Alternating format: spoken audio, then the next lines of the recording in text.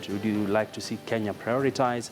Feel free to send in your tweets on our Twitter handle at KT News, so you can tweet me directly at Agina Abi, and we'll be able to sample your views as we move along. And we want to now cross back to Mombasa County, where the County Governor, Ali Hassan Joho, was addressing residents on the back of this JUMHURI Day celebrations. And we are now joined live by Francis Ontomwa. Good afternoon, Ontomwa. Perhaps just give us a quick recap of some of the highlights of the governor's speech.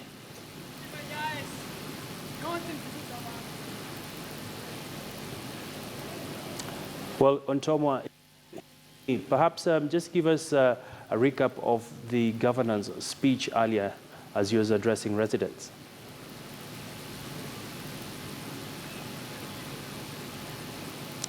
Well, we seem to have a slight technical hitch on the connection there, but we'll be crossing back there to speak to him. And the Kenya Sugar Plantation Workers Union has urged the government to intervene and end the current lawlessness being witnessed in the sugar sector in Western Kenya.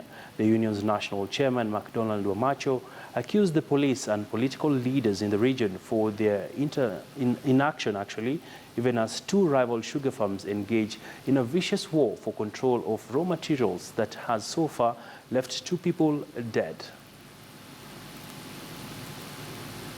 We lost a worker here who is also a union rep. He was killed very brutally by the same people and hired goons. The clash that occurred between the Nzoia Sugar Company staff and their Western Kenya Sugar Company counterparts left a Nzoia Sugar Company staff dead, as several others nursed serious injuries in hospitals.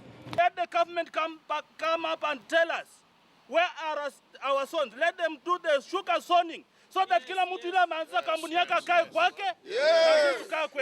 Today, the Kenya Sugar Plantation Workers Union released a statement condemning the incident and urged the police to arrest the killers. We are calling upon police, commander wa county government ya Bungoma na polisi wote wamufu haraka washike mtu yule aliua Robert Simiyu. The union's national chairman, MacDonald Wamacho, accused the police and political leaders for their inaction as West Kenya Sugar Company illegally ventures into Nzoia sugar-controlled zones to poach cane and launch attacks on the Nzoia staff. We have not seen any politician in Bungoma coming out to condemn the heinous act that is happening here. Yes. We have not seen the security apparatus in this county, starting from the county commander, starting from the county commissioner. They have just kept quiet while people are being killed. Threatened to mobilize Nzoia workers next week to demonstrate and avenge the killing of their colleague, failure by the government to intervene and take action over the prevailing lawlessness in the sugar sector in the region. We will close the North Road, hata mkileta machine gun, mkileta nini. The government, the national government ya Uhuru na Ruto, wakuja wahakikishe hii maneno imeenda vizuri. Na politician wa Bungoma will be an MCA area yako anakata miono na uwe watu wetu huko. Usitarajia kupata kura. Robert Wanyonyi, KTN Business. Well, I understand we now have Francis Ontomwa joining us live from Mombasa. Good afternoon, Ontomwa, and happy Jamhuri Day celebrations. And we did hear the governor earlier on just address the residents. Perhaps just give us your interpretation of his speech and basically what else is happening in Mombasa.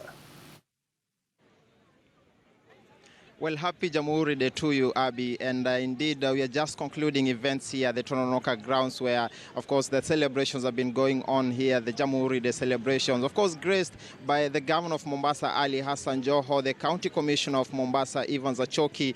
And it has been indeed a long day, and lengthy speeches have been actually have characterized today's events. And top highlights actually being the question of security that has dominated here. There were calls that are rather concerns by residents about KDF actually taking part in attacking residents at some area near the Mtongo Air Base, and that is an area that has largely been dealt with by the County Commissioner of Mombasa, Ivan Zachoki, who has actually refuted those claims and said nothing as such is actually happening. Another top highlight has been, of course, politics. Earlier on, we had a disruption of this meeting. Of course, two rival camps were actually fighting here, literally here, and it took a bit of minutes minutes to try and calm that particular, of course, acrimony that had started to build here. But of course, things actually calmed down and events proceeded. That was one of the top highlights that were actually at this particular event. And Governor Joho spoke about a lot of matters, and one of the top focus that he has spoken actually about is the question of economic marginalization. You will realize that is a topic that he has stayed on in the last couple of weeks. He has said, of course, directing, of course, the question of the port of Mombasa having been marginalized. He has said that the question of trying to build dry ports in Eldoret, Naivasha is a scheme to marginalize the coast region economically, Abby. Well, Ontomwa, finally, did the county government talk anything regarding when it comes to uplifting the livelihoods of the people? Because as we celebrate 53 years, this is one of the key issues that the counties have been championing for.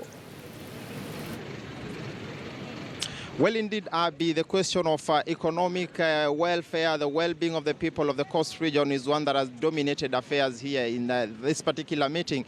And largely it has come out from the governor of Mombasa, who has actually spoken so much about youth unemployment and issues to do with the livelihood of the people of Mombasa here. Mombasa being one of the most important actually destinations in the country, actually being the second largest, of course, contributor of GDP in Kenya. Therefore, that is a key issue that came up here.